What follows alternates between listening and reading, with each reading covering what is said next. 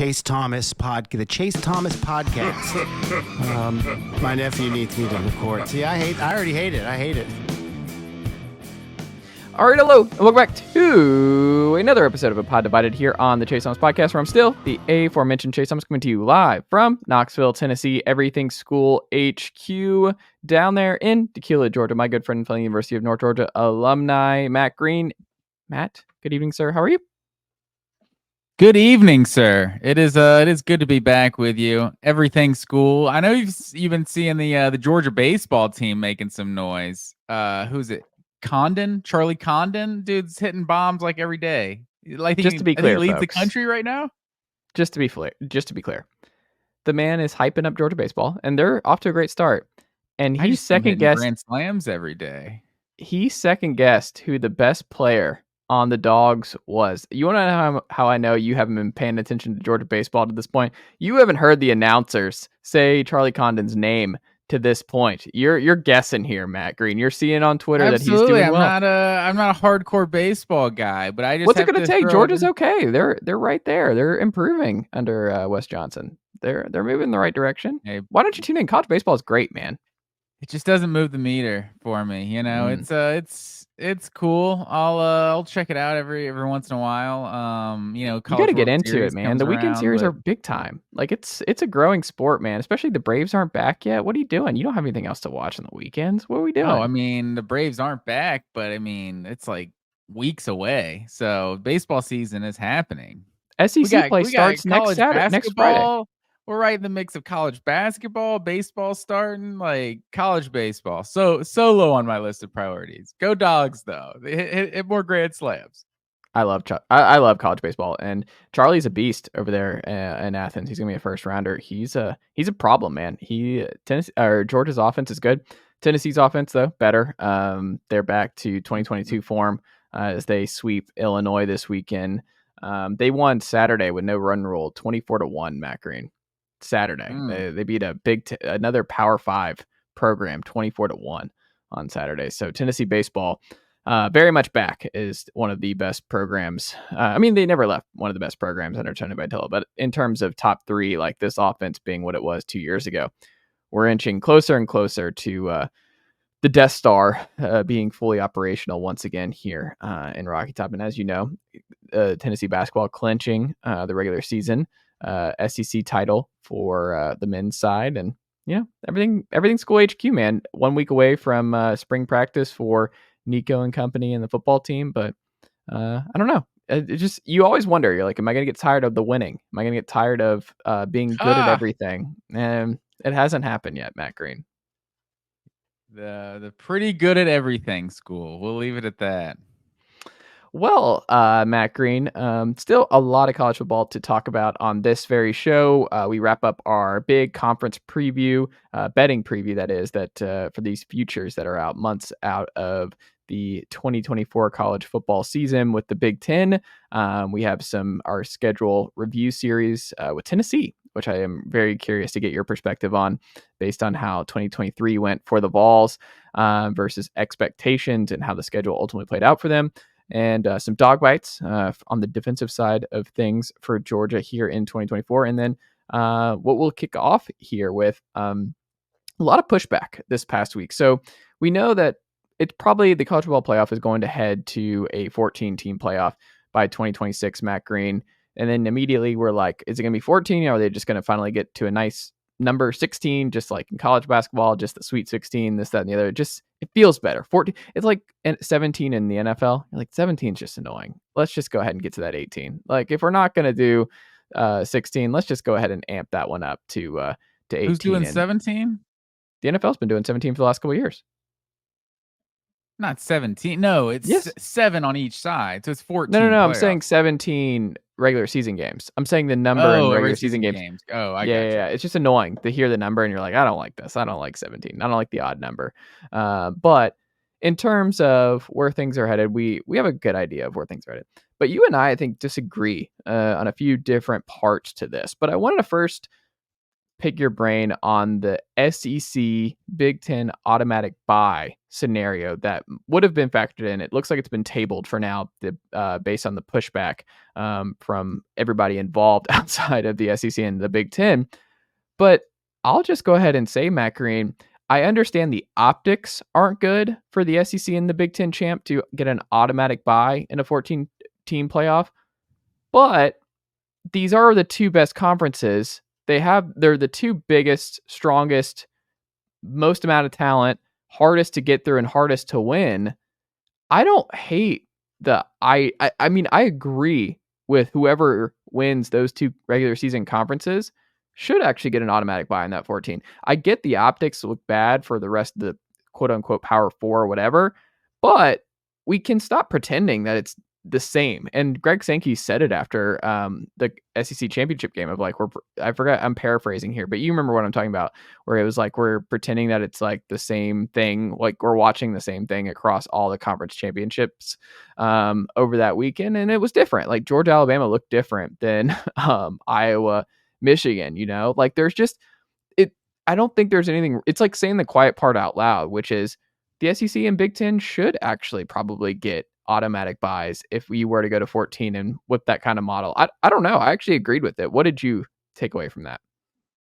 It's just completely unnecessary. I don't know why we're overthinking it so much. Like that the strength of the conference is factored in. Like we don't rank teams like, people joke that they rank records, but they don't rank records. There's undefeated teams and weak conferences, one-loss teams and weak conferences that are back in the 20s or something like that, because we know different teams and different conferences have stronger schedules. So it's like it just doesn't make any sense to me. Like, in what world is there not going to be 3 teams in the SEC that in a 14-team playoff, like, or in a 3 teams from the Big Ten? If there's not, it was a really down year for the Big Ten or the SEC. Like, they shouldn't get 3 teams in. Like, that sort of thing can happen, and there's a cyclical nature to this sport that different conferences can be better at different times.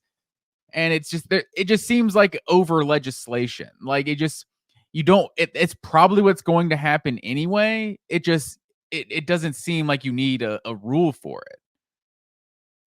Yeah, I mean, what does when you think about it though, like, should they just agree to it? Like, is this something that they should ultimately agree as the better for the sport? Like, if you're going to go to 14-team model, do you think it's fair to have the SEC and Big Ten champ year in, year out get an automatic first round bye? No, I don't think there's any reason to. It's most likely going to be one of the top 4 teams every single year. So it's just, if there is some years where there's we can all see there's this powerhouse Texas Tech team or something that everyone agrees is the number 1 team in the country, or Clemson or Florida State. Like, there's some big brands still, Notre Dame, that aren't in the Big Ten and the SEC. It just seems to me, I don't get it. Like, I saw Josh Pate recently. I don't know if you saw, he had, like, if he was in charge of college football, he basically had like 8 10-team conferences, and then a couple it looked good. I liked it. Yeah, I really like in some of those historic conferences like the Southwest, the Big 8, and the Big East, making a comeback. And it made a lot of sense. And I feel like with a model like that, where we have like 8 10-team conferences that are actually geographically, they actually play each other and everything every year, it would be great. And that's when I could see automatic bids. We have 8 10-team conferences. Yeah, give 8 automatic qualifiers, and then 6 at large, or 8 at large, whatever you're talking about, going to 16. Like, I could understand a format like that. But with this condensing we have with the conferences, the consolidation, I should say, like, we don't need an extended playoff. Like, now we're just becoming the NFL, and we don't want that. I feel like now the 14 playoff makes as much sense as ever, as we're getting more to like kind of a quote unquote power 4, like that. It's making it more logical sense. Even if the Big Ten and the SEC are stronger than the Big 12 and ACC, it's still making more sense with the 14 format. So consolidating the conferences while expanding the playoffs just doesn't really compute, in my opinion. Do you like the 3-3-5 format? 3-3-5. What do you mean? What they're proposing, like 3 Big Ten, 3 SEC, and then 5 of. No, Like, and then that doesn't add up. So it's 3 Big Ten, 3 SEC guaranteed, and And it then was 2 two Big Big 12, 12, two. 2 ACC, and then 1 Group of 5, and then 3 at large.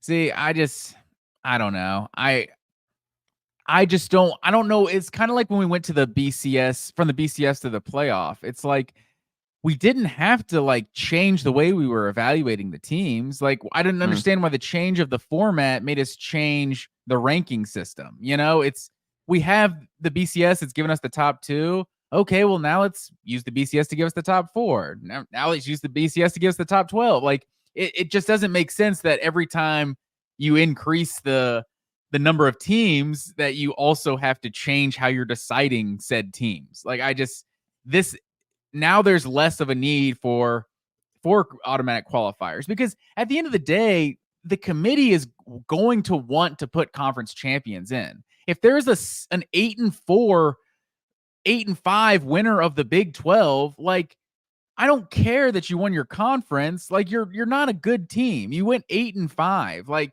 so most years that 9-3, even if it's a down year, a 9-3, Oklahoma State wins the Big 12 or something. If they're ranked like 13th, 14th or something on conference championship weekend, I imagine the committee's just going to be like, they won the Big 12 though. Let's get them in there. Like I don't think you need. That's where the bias comes in. I don't think you need to legislate it, because people want that conference championship to mean something. It's like only when it's really bad does it not. And if it gets really bad, we've seen 7-5 Pittsburgh make the ACC championship before, right? It's like, so it might not be that bad, maybe like 8-4 or something. But there's been years where bad team, like not very good teams, make it because they're in a weak division of a conference. That's not going to happen as much with the changing of divisions. But I don't see a need to legislate it when you have the wiggle room of 12 teams to choose from. Like it's not that hard anymore. When it was 4, like I can understand it a little bit more. I also think it's funny, like one of the proposed splits. Like, did you see this? So this is from Dennis Dodd on CBS Sports. He said, "quote One such proposal being circulated would include 58% of combined CFP revenue going to the Big Ten and SEC, with the ACC and Big 12 splitting approximately 31 million. The remaining 10% would be divvied up between Notre Dame and the Group of 5 conferences." That's got to be like the biggest slap in the face to Notre Dame, right? Like you guys got to join a conference. Like if you want to get any of the real money, but I guess they're still getting that NBC money, so they're good. But I also don't know if point, that's actually bad. Like, because remember that's split among all of the conference. So I wonder if Notre Dame just getting that one. Like I don't know how much of a difference that actually comes out of Notre Dame getting their own. Notre Dame split. gets 90% of that, and the rest of the G5 or like that's what I wonder. I don't know. Yeah, I don't know. And right now it's not like all the conferences split the playoff money like equally, right? Like it's not even depending on how many teams you get in. So it's 400 million equally between the Power 5 right now, 80 million each. To me, it's like you have these, haves and have-nots with the TV networks and all of that, and just the simple brand recognition and merchandise sales of the big brands compared to the other ones. It seems like the playoff is the one avenue where you can still split it up. I mean, I guess now that I think about it, if their conferences are so much bigger, then it only makes sense, if it's for the SEC and Big Ten to be getting some, but because all the conferences aren't the same at this point. We don't have a bunch of 12-team conferences anymore. So I don't know. I guess something like that where the SEC and Big Ten, do have the biggest brands. I'm sure that sort of scenario is unavoidable, that they get a bigger chunk of the pie. Yeah, I think that's possible too. Well, we'll see how it ultimately plays out, but it is something to monitor over the next week. So I think they have to finalize it by the middle to end of March. I guess why does it have to be conferences? Why can't it just be all the playoff money is divvied up 130 ways and all 130 teams just get an even cut of the playoff money? Like that requires a lot of folks sacrificing here that I just don't. It's a lot of people going against their best interests. Or at least if you determine that the G5 only deserves 10% of the pot or something, then whatever the Big 12 and the ACC, along with the SEC and Big 10, like just all of those schools just get the same amount of the revenue if you're one of the quote unquote big boys. Because I don't know. I think we already have a haves and have nots system here. And I hate to make it even worse than it already is.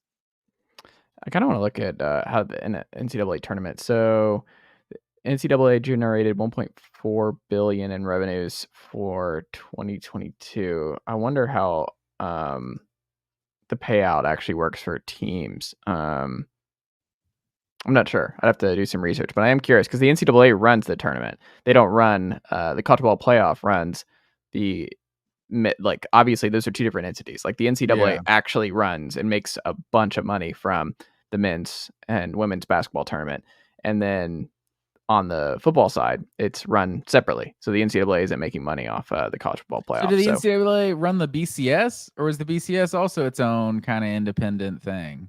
It's a good question. I'm not sure off the top of my head. I don't know. I don't know why we have to keep changing the governing body every time we change the format and change the evaluation process. I don't know. I'm a sound like an old man yelling at clouds, but it's just been a lot of change happening in college football these days. And I don't know, hearing, like you said, Reese Davis talking about going to 16. We haven't even started at 12. We're talking about 16. Like, what are we doing, folks? Like, let's maintain the integrity of the regular season. But like I said, you're still going to be just as into the regular season as you were before. I'm not even worried about the integrity of the regular season. I'm just worried about the opt-outs and how it all works with the portal and with how busy December is. I just don't understand how this is all going to work. I am very interested to see how an expanded playoff and what all this looks like with where things are with the portal, with the timeline of classes starting in January, with just the nature of the beast. That is what I'm most curious about, is how this all actually plays out in real time. It's not about the regular season. I'm still going to enjoy every single regular season game. They're still going to be a lot of fun. There's still going to be crazy atmospheres week in, week out in the SEC. I'm more curious how this is all going to work in December and January, because it's hard. That's my main thing. I've said it before, like, that's the easiest thing to move is the academic calendar. I know there's a history of when they want this class to start, when they want it to end, and when they want the graduation ceremony and all that. But the football pays the bills. And if it just came down to like no Division I school is starting class before the third week of January or something like that, I think that would go a long way in just like kind of clearing this up. Like, because you're not just having to switch teams like an NFL player, like you're also having to enroll in a new school. And I'm sure these guys get a lot of help in the transfer process and the sports staff and all that, but it's still another obstacle that like you can't just wait around for the best spot and like you can't hold out during free agency and join a team last minute. Like you have to be enrolled in the school. So I think if they just move the academic calendar back, that could go a long way in kind of, easing some of this chaos we have in the sport in December and January. No, absolutely. Matt Green, Dog Bites, UGA. What's going on this week? Yes, sir. So we talked a lot about the combine a week ago, but I feel like we mainly focused on the offensive side of the ball with Brock Bowers, Amarius Mims, Ladd McConkey. I think it's because there wasn't a lot to talk about when it comes to the defensive side of the ball for Georgia. The only four guys they had at the combine were the three defensive backs, Kamari Lassiter, Javon Bullard, Tyke Smith, and then Zion Logue, the only defensive lineman. And it just got me thinking, like, this Georgia defense, we kind of see Georgia, it feels like they kind of ebb and flow. Like there's years they are heavy offense and there's years they're heavy defense. And this past year was a year where they were really an offensive team. And I think that kind of overshadowed kind of how flawed this defense was a year ago. Like you look at Georgia's defense of the last, 5-6 years, like this was 2023 was probably Georgia's worst defense since 2018. I would say it's the most points they've allowed since the 2020 team, but it was the first year they had allowed over 100 yards rushing per game since 2018. So the defense is going to have to step up next year, but in like typical Georgia fashion, like they're only losing like 4 real key players from their team a year ago, other than Jamon Dumas Johnson transferring to Kentucky. But I think a lot of Georgia fans are kind of confident of what they have at that inside linebacker position. But you look at like what they've been the last few years, like they've been middle of the road in sacks. I think 2020 is kind of the lost Georgia team. Like, I think Jake Fromm made an absolute awful career decision not coming back for his senior year at Georgia, because that team was absolutely loaded. That was the last time Georgia had a true like elite edge rusher with Azeez Ojulari, and even Adam Anderson was coming on at that time. Like, that team was top 3 in the SEC in sacks that year. There was just awful quarterback play, and so the season is just remembered as an absolute failure. But that loaded 2021 defense that had all those first round picks, like all of those guys were on the 2020 team, including a guy like Azeez Ojulari. So I think it's you look at 2020 and 2021. 2021, they were also second in the SEC in sacks. So both of those teams had elite pass rushes. Basically every other year, Georgia's been middle of the road in terms of actually sacking the quarterback. So I think, with what they bring back, this was not one of their best defenses in 2023, but I think with how much they're bringing back, I think you could see a big improvement in 2024. When you say improvement, like how much better? Like, where do you think? Because last year I think what was different about this Georgia defense was you didn't have the Jordan Davis, you didn't have the Jalen Carter in the middle just wreaking havoc. It wasn't really the pass rush this past year. It was different with where Georgia was extremely effective in stymieing opposing offenses. It was the secondary. Obviously, really elite safety play. Obviously, they're always going to have elite linebackers. Chris Cole, I think, is going to be really good. Tennessee was down there to the wire. That kid is going to be really, really good 4-star out of Virginia.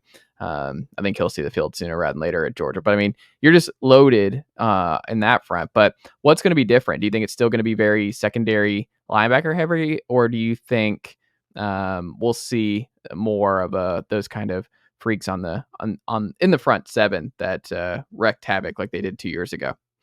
They definitely don't have those freaks on the defensive line. And I'm afraid they're never going to have those freaks on the defensive line again. I think Georgia fans might need to get used to, like, Jordan Davis and Jalen Carter might be like the 2 best they like ever have. But that's not to say that Georgia isn't going to have a bunch of good bodies on the defensive line. Like, Mykel Williams is a potential first-round pick. Like, he's not that true like edge rusher, just pass rusher. He's just kind of that hybrid more honestly, kind of more of a 4-3 traditionally defensive end, like, but he plays obviously with his hand in the ground most of the time. But I think Mykel Williams is a potential star. Malachi Starks is a superstar in the secondary. So the secondary obviously loses a lot. And Dalen Everett, one of the only 2 starters that's back, like, he got picked on a lot a year ago. So I think that it could be a worry, other than the fact that you got Kirby Smart, and now you're bringing in Tavares Robinson. Like, Georgia's secondary is like, it can only worry you so much. I kind of feel like it's not going to be as good as 2023, in my opinion, because I think Javon Bullard is one of the best defensive backs I think I've ever seen play at Georgia. Honestly, like, the way that man just had a nose for the ball, he would hit, he would just always be in the area. Like, you don't make a lot of like undersized guys that just have that chip on their shoulder. Like, he just had a nose for the ball. So Javon Bullard, I think, is going to be a big loss. But, just with the way this Georgia team recruits, like, Jonel Aguero is probably a guy that's going to step in, a former 5-star. It's like KJ Bolden, who knows, a true freshman who could step in. You just tend to trust that Georgia is going to have a certain level on the defensive side of the ball. And the fact that this was their first year where they gave up over 100 yards a game on the ground in like 5-6 years, like, I think that's also going to put a chip on this team's shoulder. Like, that's not the Georgia standard. Like, you've seen Georgia the last 2-3 years make teams one-dimensional. Like, they gave up 13 rushing touchdowns a year ago. They gave up 19 from 2019 to 2022 combined. Like, in 4 seasons, they gave up 19, and they gave up 13 a year ago. So that's just not what you're used to seeing from a Georgia defense. And you got Nazir Stackhouse back. You got, some of these guys, Jordan Hall, that like were big time prospects that like, maybe this is the year they step in to a bigger role. Pimba, Christian Miller. Yeah, Samuel Mpemba was a big time recruit. So there's so many big time recruits. Jalen Walker is a guy that's my biggest criticism of the SEC championship was I think Jalen Walker should have played about 4 times as many snaps as he did in that game. Like he was the one like linebacker, and he's in such a weird role because he's an inside linebacker, I guess, like by trait, but just to get him on the field, they just put him at outside linebacker and he just makes things happen. He just gets after the quarterback. I think he had 4 or 5 sacks a year ago and he hardly played. So I think Jalen Walker could be just a disruptor next year. And if he can be that breakout guy, maybe he's used more like a Channing Tindall, that he is an inside linebacker, but he gets after the passer as well. So I think just with how Georgia recruits and, with the fact that they're bringing so much back from the team a year ago, I trust that we're not going to see Georgia be giving up rushing yards like they were last season. Malachi started as a freshman against Oregon, right, in the opener? Yeah. I mean, I don't know if he literally started, but I mean, he was playing starter minutes that game. I wonder, it wouldn't be outrageous to see KJ Bolden start right away for Georgia, right? I mean, no, definitely not. And I didn't even mention Ellis Robinson. Like that's like some people as the number 1 player in the country, like if corner is a weakness for Georgia, and Julian Humphrey, he played well at times and had some injuries he had to deal with a year ago, but he was a big time recruit too. But there's a chance some dudes just get on the field and they're different, like a Malachi Starks, like you're talking about, like that was a potential uncertainty. Like how you going to replace that safety spot with Lewis Seen that on that championship team, and you get a guy who's another future first-round pick and a guy that was ready from day one. So some guys are just ready from day one. I don't think Georgia's going to like sit here in March relying on any true freshman to be a game changer for them to be like the preseason number 1 team. I think they could win a national championship without having a freshman become like an impact player. But if one of these freshmen does emerge as an impact player, that just sets them off even more. I like it. Matt Green, SEC 2023 schedule review series continues on, my friend. We did Florida last week. I want to get your perspective here, Matt Green. Tennessee, 8-4 after it's all said and done. 9-4 when you include the bowl win over Iowa in the Citrus Bowl.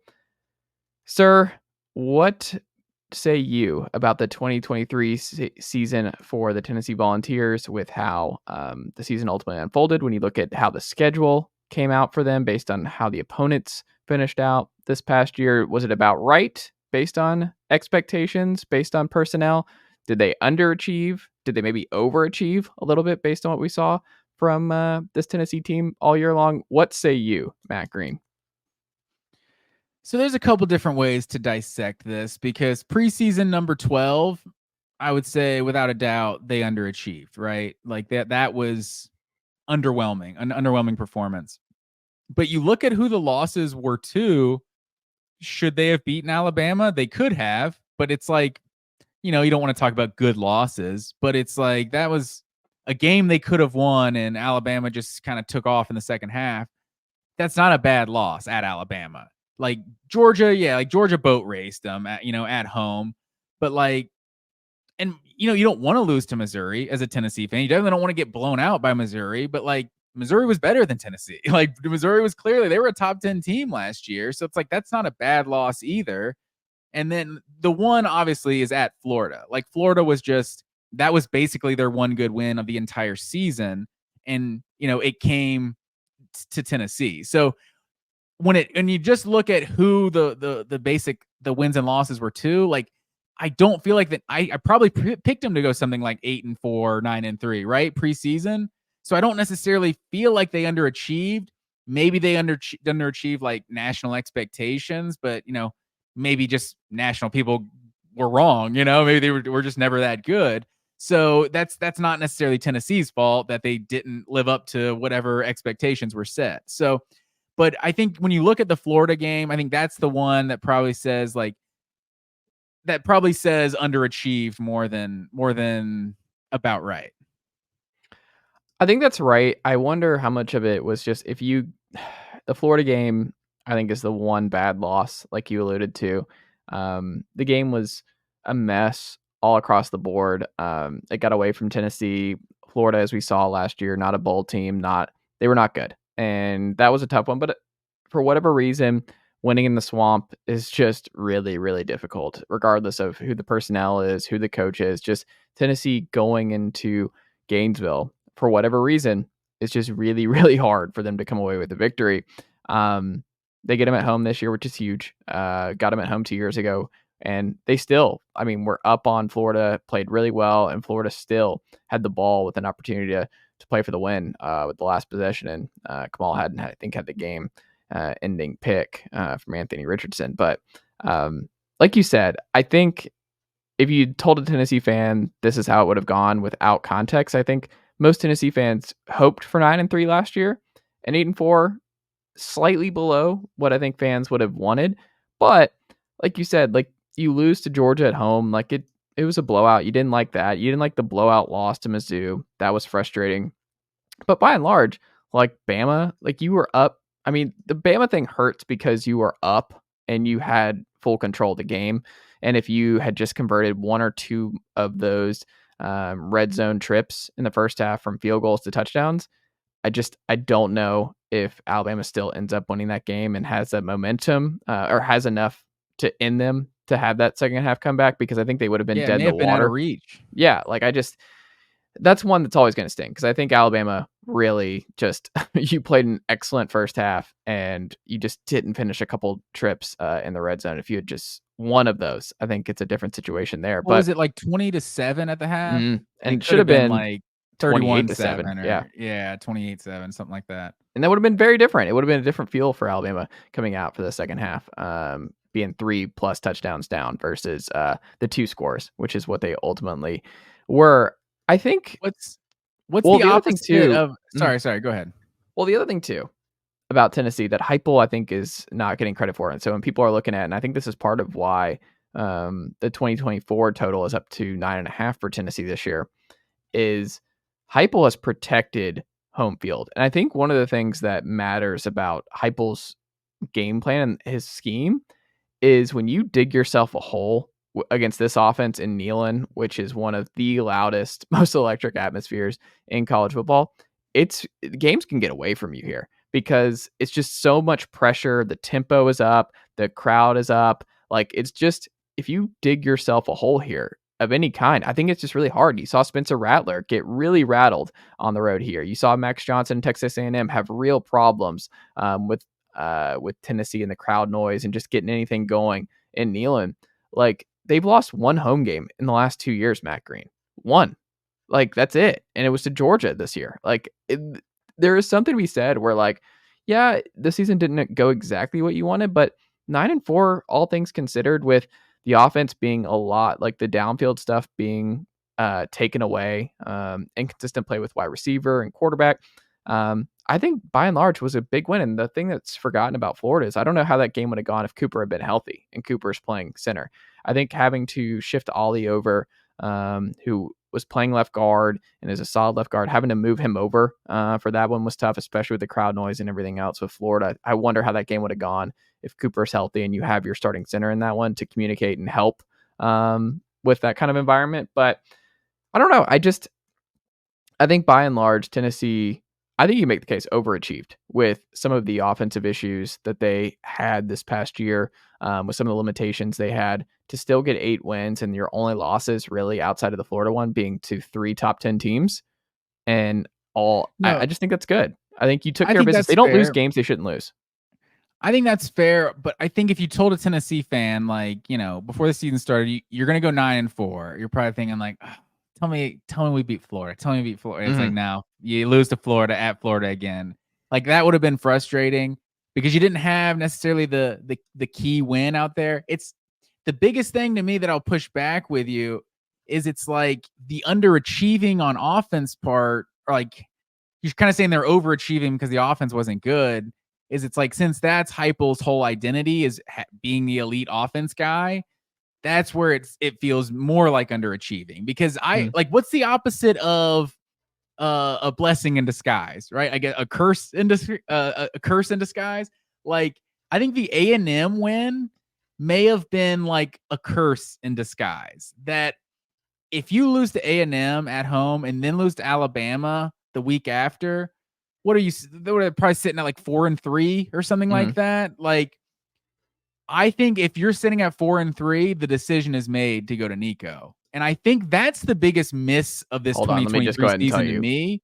No, That's the there is biggest zero miss. chance they're going to Nico, a true freshman on the road at Alabama. That's not what's happening. No, I'm saying if they lost to Alabama. So like, once they lose to A&M, then lose to Alabama, they have 3 losses already. So then you're saying you're putting them in at Kentucky? Absolutely. Like, get the freshman in there, because this season is lost. I think the fact that they just had 2 losses and they played so well versus Alabama, it's like, well, when Georgia comes to Tennessee, like, there was still some hope that, like, the way this team is constructed, they could potentially win the East, and I think if those chances for the East were spoiled earlier, I think then you're like, okay, we need to prepare ourselves for 2024, because that's the biggest criticism I have right now. Like, you've seen so many of the true freshman quarterbacks that are big time, that are take over as the full-time starter. A lot of those, as a sophomore, a lot of those guys took over as the starter as a freshman, like the Jacob Eason or something, getting like the last 7 or 8 games as a starter, like Matthew Stafford or something like that, Deshaun Watson. Like, there's certain big time quarterbacks that, like, okay, once the season's lost, let's see what the future looks like. And that's where you had the Iowa game, but other than that, like, I would have liked to have seen Nico play for 6-7 weeks, and maybe Tennessee goes 8-5 last year. And I think him having more experience makes me feel better as a Tennessee fan going into 2024. I don't know. They're right there in the driver's seat for a playoff right now. And Nico played the bowl game, played really well. We haven't seen him. We don't know what he can do against the SEC. I mean, Iowa's got an SEC type defense, my friend. Iowa's defense is nothing to. Iowa's defense is legit. It's a good against team. Big Ten West teams. Yeah, they looked really good. Iowa, I'm not. Whatever, they're fine. He played well in the bowl game. Whatever. I don't even know how much to give bowl games anymore. It's this season. It's going to be a second career start to open up the 2024 season. I would more just nervous like if he was opening at NC State in the neutral site game. Like, that would have been a tough, like, welcome to the show type deal in Charlotte. But thankfully, there is a buffer before they get to Charlotte. So no, it's good. But I'm saying he could have a 5-6 game buffer right now, and you feel real good and actually know he's kind of taken some licks, and now he's ready for that SEC season. Bryce Young didn't need to we'll do see. it. He was fine. Bryce Young won the Heisman. Didn't take any licks the year prior. He just went right into it and was Heisman quarterback. This guy Bryce Young. This isn't Alabama. Like, you can't just step in. The infrastructure isn't just there with everything around him either. This is nothing like Alabama. He's going to have to be the offense. Everything school HQ. And he doesn't be the offense. I don't have to do that. So that's all. Nico's going to be fine. Matt Green, Big Ten. Speaking of the Big Ten, as we finish up our betting win total over unders here on the pod, Big Ten wrapping up here on Bet Online. So final one here. When you look at the futures here for the Big Ten regular season wins, who is the most shocking to you when you peruse, which outside of seeing Washington in the Big Ten and teams like USC in the Big Ten, pushing that aside for a second, what's the biggest shock for you, sir? That's a good call, because definitely the most shocking part is just seeing USC Trojans. That's just that's not Big Ten stuff. I don't know about shocking. Ohio State at 10.5. I mean, I guess their schedule might be a little tougher than it was a year ago. Oh, you think it should be higher, like 11.5? I mean, they feel like they're going all in, right? So like with what they've done in the portal, like bringing guys back too, like it feels like they're kind of in an undefeated or not. You know what I mean? Like I would kind of jump on Ohio State at 10.5, because I don't see them losing 2 games next year. So here's the thing though. They go to Oregon, which is huge. Like, going to Oregon's going to be big time, October 12th. They go to Penn State. That'll be tough. They get Michigan at home, which is big for them, but Michigan is still going to be tough because it's like, this is uncharted waters. Are you going to beat, or is Michigan going to be able to keep this thing humming without Harbaugh? They've beaten you twice, 3 times or twice. Is it 3 times now in a row? That's 3 in a row. Yeah, 3 in a row, right? Yeah. I mean, are they going 4? Are they going 4 for 4? I mean, it's one thing to lose to Harbaugh. If you lose to the next guy, oh man.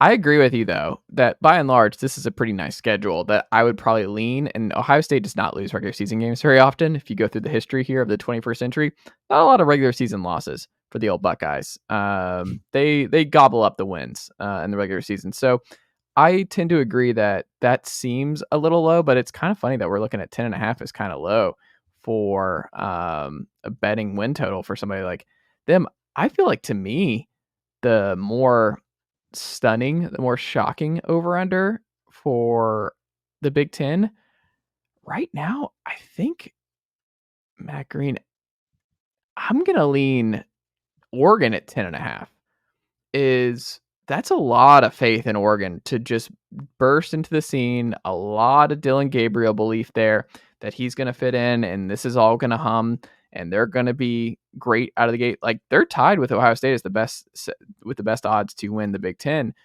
right out of the gate here. I don't know. I think Oregon's got a sneaky tough schedule here. So they get Boise State second weekend. They go to Oregon State. So the Civil War will be early on the calendar this year. Oregon State's not going to be an easy win. Shout out to those guys keeping that one alive. Yeah, good for them. Then you go to UCLA. You get Ohio State at home, which is good. But I mean, at Purdue will be feisty. You have to go to the Big House. You have to go to Wisconsin, and you finish it with Washington at home. I don't know. I mean, I think you could see. I would hit the under on that for them. I don't think I would go 11-1 with that schedule for Oregon. I'm not the biggest Dylan Gabriel believer at this point. I think he's a good player. I don't know if he's a national champion quarterback. We'll see on that front, but I don't know. I think it's interesting too that the top of the Big Ten Conference is going to be led by 2 first-year transfers that we're kind of unsure how they're going to be as like the best player on a quote-unquote title team, with Will Howard at Ohio State and Dylan Gabriel at Oregon. I don't know. I think that's an interesting wrinkle with these two as well, because we really just don't know what they're going to look like, and the expectations are sky high for the teams that they've transferred to. No, I think that's a good call. Oregon is probably one of the more difficult ones to know exactly how good they are, because I feel like you could argue the Pac-12 was better than the Big Ten last year. So it might not be a more difficult schedule, but actually seeing it in writing, and seeing Camp Randall Stadium and seeing them go at Michigan, it's like, okay, this is no joke. There's not many atmospheres that match Michigan and Wisconsin out in the Pac-12. No. Which of these win totals would you jump on the most? Who would you advise your buddies in the text thread of like, hey, I would jump on this right now? I don't know if I would want to put my name on it, but you should probably bet on Iowa, right? Like 7.5. Like, Iowa almost always wins more than 7 games. Like, even though they shouldn't, like, they just had the worst offense in like college football history and they won 10 games. Like, I don't know. Iowa, like, as soon as I put money on it is probably when it all comes crashing down and things finally act the way they should. But I don't know how they do it, but Iowa just finds a way to do it. So I think Iowa's probably good to win another 8-9 games.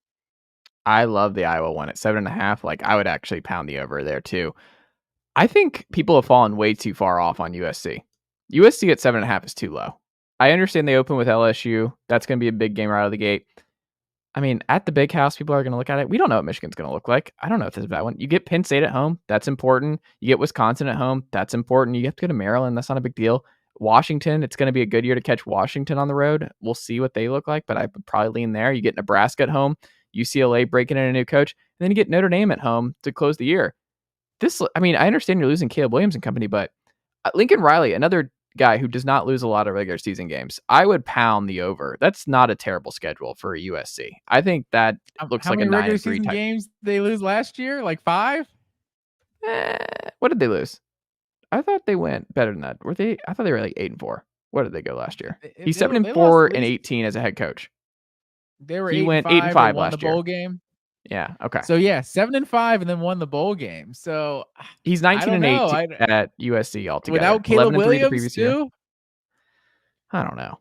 I'm not betting I against think him. that schedule looks pretty tough. Like you said, LSU at Michigan, Penn State, like at Washington, Notre Dame. Like I don't know. I mean, I don't know what Washington. They should probably take a step back next year. I think But Michigan's going to you take a know, step back.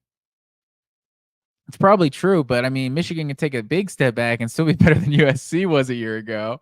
And that's without Caleb Williams. Like Caleb Williams, it's not like this was just some sort of like, oh, Lincoln Riley's just a magician. A lot of their offense was straight up backyard football. Caleb Williams run around and make something happen. And he's just good enough to do that a lot. But I don't know. The offense without Caleb Williams, I think, has to take a step back. Like, even if it is Lincoln Riley and this is what he does.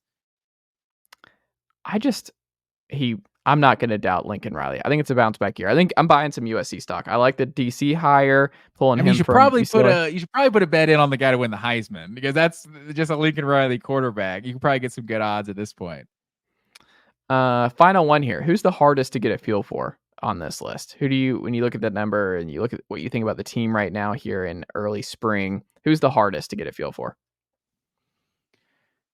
There's probably a lot. I think USC is probably a good call for that one. Obviously with Washington, all the turnover they've had. I think Wisconsin is one that, like, sitting at 6.5. It's like we've penciled them in as like a Big Ten title contender for so many years because they're in the Big Ten West, and I feel like this is going to be the year where it's like, maybe we kind of find out, obviously this year isn't going to reflect what happened in 2018 and 2017. There's no way of knowing how Wisconsin would have fared if they weren't just playing in the Big Ten West. But I think that's kind of what the narrative is going to be, because they've been a Big Ten title contender for years. And now we might find out, like, no, they're just like the 7th, 8th best team in this conference. And they're not a real contender, because I think with Luke Fickell, like, I kind of expect a bump in year 2. I think he's one of the best coaches in college football. He's on that short list, maybe top 10, top 15 or so. So, I'm a big believer in year 2. We've talked about it a bunch. But I think Wisconsin is the one. I have no idea. Not if you told me they were playing the traditional Big Ten West schedule, I'd be like, okay, I'm buying Luke Fickell year 2. But seeing, at USC on the schedule, and Penn State and Oregon, and that's not even including Alabama on the schedule in week 2, week 3. So, that's a winnable game, I guess. We don't really know what Alabama is, and they do have to come to Camp Randall. I don't know what that's about. Nick Saban just afraid of road Power 5 games, I guess. As soon as they had to play another one, he bounced. But no, but I think Wisconsin's schedule is like, I wouldn't be surprised if they were a contender. I don't think necessarily a contender, because I think Ohio State and Oregon are kind of at that top level. But an 8-9 win season wouldn't surprise me. But like, if this team missed a bowl game, went 5-7, 6-6, that wouldn't surprise me either. I would lock them in the over. I would go ahead and encourage folks to lock that over in. They went 7-5 last year in year 1 for Luke Fickell. His first year at Cincinnati, 4-8, tough. 2017. Following year, 11-2, big jump, and he was 11-3, 9-1 in 2020, 13-1 in 2021, 9-3 in his final year. The dude wins. I like Luke Fickell. I'm more dubious that they've now Nick Evers, I think, will be a good quarterback potentially, but right now they're going to Tyler Van Dyke, and they tried it with Tanner Mordecai as the big transfer quarterback last year. They're back-to-back portal additions. I don't like that. It always makes me a little nervous with teams. And they're like, all right, you got to develop somebody at some point. I'm always just like, kind of like, I don't know if it's just to sub in a new guy every year on this front. But I just look at it.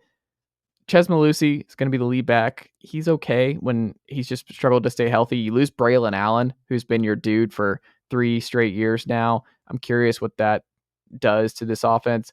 But I don't know. I'm kind of like you. I'm pretty optimistic. And I think Wisconsin's always just been kind of an underrated program. I'm going to lock in over 6.5. I would encourage that. Go ahead and jump on that because I could see it rising before opening week from 6.5 to like 7.5 maybe. So no, I would lock that in. I don't see a way that Luke Fickell's bunch go 6-6 or worse and miss a bowl game. I don't know. I don't know if I'd put my hard-earned money on it. I'm doing it. Go Badgers. I'm here for it. But I will say, Tyler Van Dyke, that's going to be a big gamble there, up there. And what is it called? What do they call their guys? What do they call Wisconsin players? The fans. Like, what do they call the... I don't know. With the jump around stuff. I thought they had a name like for Camp Randall. Jumpers? I don't know. But I was big on Tanner Mordecai coming in last year. What he did at SMU, and that was a big bust. So Tyler Van Dyke, I don't know. I was big on him going. What was his good year? 2022? Or was it 2021? I thought it was 2022. Maybe it was 2021. Okay. But yeah, so we've seen Tyler Van Dyke be good at times. So, that's going to be an X factor for sure. All right, Matt Green. Any final things on the Big Ten before we wrap up here tonight? One team we didn't mention, the Cornhuskers. This is year 2 of Matt Rule as well. And what are they at, 6.5? 7.5, actually. 7.5? How you feel about the Cornhuskers? Is Dylan Raiola going to start for 8 wins? I would stay away. They're going to have to prove it to me. Like, they're the ultimate, like, I need to see it. I need to see Nebraska win 8 or 9 games before I'm really in on the, like, this is all going to work. Matt Rule, I mean, he's recruited really well. He's got it energized over there. But there's still just not a lot of...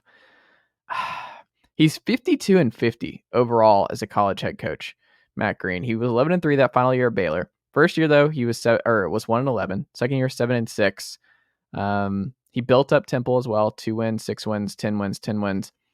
5-7 last year. I just think they're going to be somewhere around that middle ground. They're probably going to play Raiola, true freshman. That's going to be hard.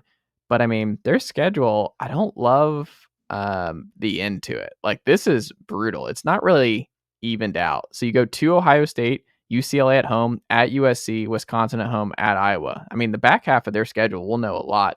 So they can gobble up a lot of wins early on, but I think that 7.5 is because the schedule is really not bad at all for them. They get Colorado at home this time, Illinois at home, Rutgers at home, Northern Iowa. Like, you're going to gobble up a bunch of wins early in this season, but I don't know. Feels like a Kentucky schedule to me. They feel like they're turning into a little bit of Kentucky. They're going to be like 5-0.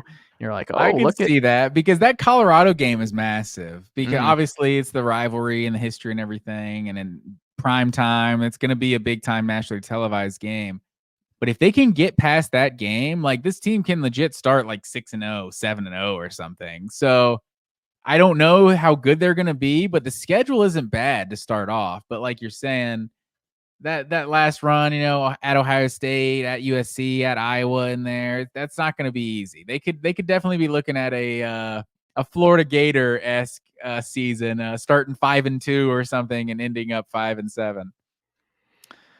Well, that's all I've got, Matt Green. Anything else you want to throw out there before we wrap up here tonight?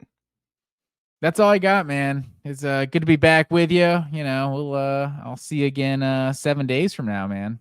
Absolutely. We'll do let's do top 10 coaches in the sport right now next week. Let's do some fun listicles here as we continue on our off-season program.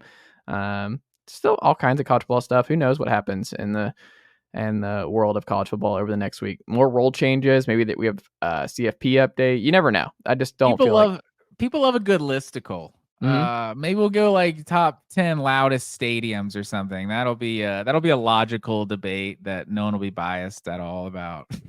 Tennessee won, and then people will blow up in the YouTube comments or anything. They'll be very rational and unbiased. I think so as well. Matt Green, always a pleasure, and I will talk to you next week.